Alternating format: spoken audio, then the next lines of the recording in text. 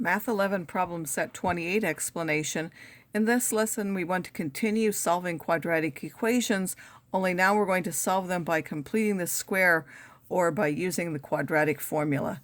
So when we have completing the square, the first thing we're going to do is, instead of factoring out the a, if there's an a in front, we'll divide by that a just to make it easier. And then you can complete the square either on one side and then taking it to the other side like we did for circles, or you can do that directly. So first I have this 8. I need to divide everything out by 8. That will give me m squared minus 2m. 26 divided by 8 is 13 over 4. And then that will be equal to, on this side, 1. I can take this 13 over 4 to the other side directly, or I can just leave it there for now and move it later. Then I want to figure out, for this part, how do I complete the square? I take the minus 2 and divide by 2 minus 1, square the minus 1, that gives me 1. So I'm going to add 1 there. If you want to, you can continue to do like we did before. We can add 1 here, and then take this and subtract 1 here. Or we could have just added the 1 to both sides. Either way will work.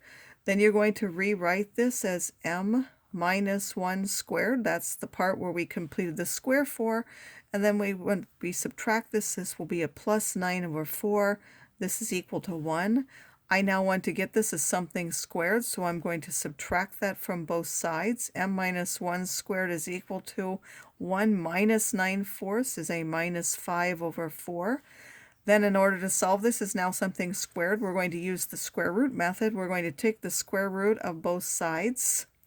So we have the square root of m minus 1 squared is the square root of minus 5 over 4. On the top part, that's imaginary now. We get I square roots of 5 because we can take that out. And on the bottom, the square root of 4 is 2. And then we know that when we take the square root, that actually gives us m minus 1 is going to be equal to that, the absolute value of that, which means there are two solutions. M minus 1 has to be either plus or minus I square roots of 5 over 2. And then the last thing we would want to do would be to add that 1 to both sides, so we're going to end up with a 1 in the front.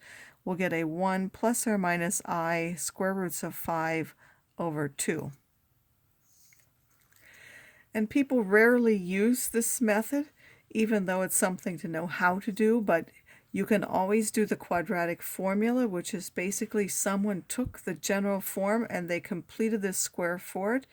The solutions, anytime you have that, are negative b plus or minus the square root of b squared minus 4ac all over 2a. Usually it's written like that, but I couldn't manage to type that here. B squared minus 4ac, if it's positive, will have a real solution, or if it's 0, there will be real solutions, and if it's negative, they will be imaginary, just as we had up here. I can choose to, I have to have everything on one side. It has to be set equal to 0. So I could take this here, but because this is negative, I'm going to choose to take everything over there. This was a minus m squared. On the other side would be a plus m squared. This was a plus, will be a minus. And now I'm going to add this over here. That will give me a plus 19. And then I'm going to write that equal to 0. So a is equal to 1, b is minus 12, and c is 19. I'm going to calculate the discriminant first. B squared minus 4ac is equal to that minus 12 squared minus 4 times a times c.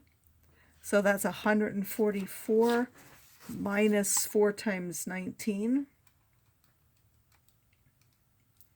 which is 68. So the discriminant is 68. We know we're going to have real solutions. The solutions, it's m now because that's our variable. M is equal to negative b, so that's a positive 12, plus or minus the square root of what's underneath the discriminant, which is 68, all over 2 times a, which is just 2. 68, can it be simplified? We can take out a 2, that's 34. We can take out another 2, that's 17. So that's now the square root of 2 squared times 17. So this can be simplified to 2 square roots of 17. So that's 12 plus or minus 2 square roots of 17 over 2. And then finally we can divide each part of that by 2. So m would be 12 divided by 2 is 6, plus or minus 2 over 2 gives me 1, so that will be just plus or minus the square root of 17. Again, we need to take everything to one side so that it's set equal to 0. Again, because this is negative, I'm going to take them to this side. Over here, that will become a 2b squared. This will be a minus 4b, and then this minus 7 will become a plus 7 is equal to 0. A is equal to 2, b is equal to minus 4, c is equal to 7. Again, I like to calculate my discriminant first. B squared minus 4ac is equal to. Now it's a little confusing here because this b squared doesn't mean the variable, it means these numbers here. We sort of have b's serving two purposes here, the variable and this number. We're talking about the numbers here. This is minus 4 squared minus 4 times 2 times 7. This is now 16 minus 56, which is a minus 40. So now I want that b, that's the variable b now, is equal to the opposite of that number, which is 4 plus or minus the square root of minus 40 over 2 times that a, which is 4. Minus 40, that's I square roots of 40. Can 40 be simplified? We have 2 and then 20. We have 2 and 10. We have 2 and 5. Again, we have a pair of 2's comes out. So the square root of 40 is 2 square roots of 10. So now this will be 4 plus or minus, not just 2 square roots of 10, but that minus 1 comes out as an I. So that's 2I square roots of 10 over 4. Each one of those is divisible by 2, so we would end up with 2 plus or minus I square roots of 10 over 2.